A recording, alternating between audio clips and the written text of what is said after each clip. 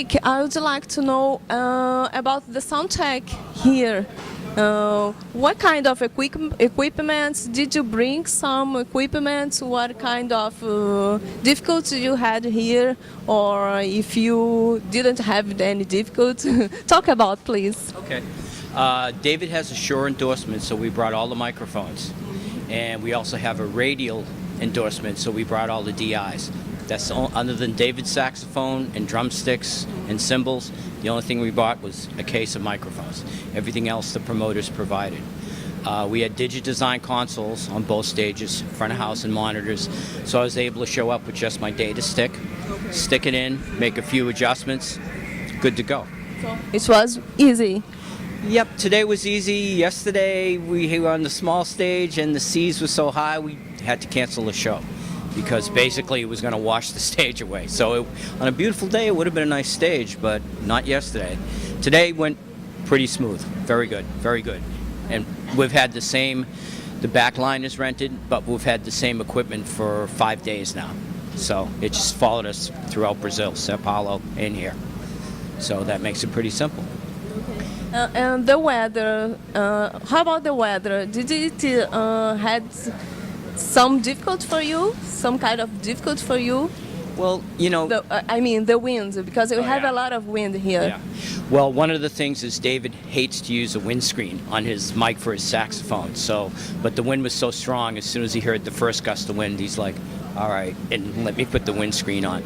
Other than that, like I said, yesterday was we completely canceled yesterday because it was just out of control. This stage, we should be fine.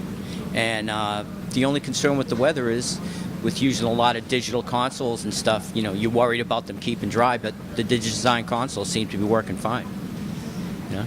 So, biggest problem is, and it's not a problem, it's expected, is language barrier.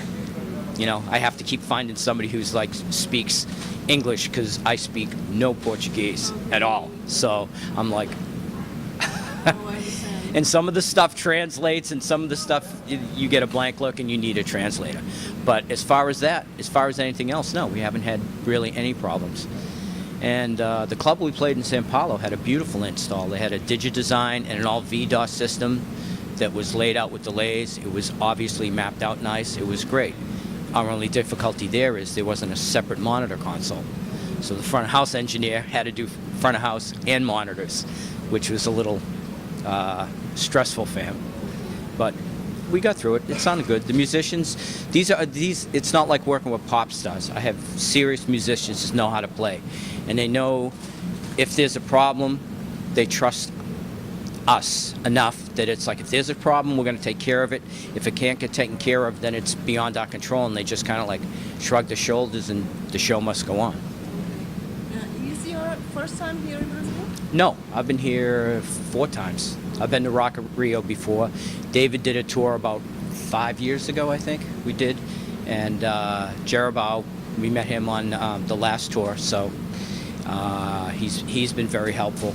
In fact, he was one of the ones that came out to the site with me yesterday, and we both stood there and go, this is too dangerous, you know, this is crazy. Where is the audience going to be? There's all water. So, no, it's been very good. And everybody, other than some technical problems like that, everybody's been great. The compound is great. We got good equipment. The front of house engineer I know asked me, have you ever heard this FZ system before? Because he liked it. He thought it sounded very good. It was set up well. And if you get the digital consoles and you show up with your stick, it's basically a couple of tweaks and you should be there. It's not that easy. With who you have been working? I've been working with David off and on for 12 years. But before that, I did a lot of rock groups like Aerosmith, Whitesnake. I did a U2 tour doing the opening acts. I did 2 Rolling Stones tours with the opening acts, Seal, John Hyatt, Lyle Lovett, Ricky Lee Jones. And when I'm home, I do Boston Pops sometimes. They have a huge 4th of July show in the United States for 500,000 people. And I'm the A1 for the delays. And some corporate stuff. But I mean, tons and tons of people, but that's basically who comes to mind. And David's been off and on for 12 years. Because David is, he's one of the, I've worked with a lot of people rock stars, jazz musicians. David's one of the nicest guys I've worked with, and and his musicians. I'm working with musicians, not pop stars, so it's fun.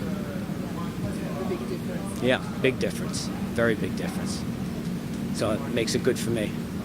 At my age, it's like I don't need a 25-year-old guitar player going, I didn't get my massage. It's about the music, and that's okay.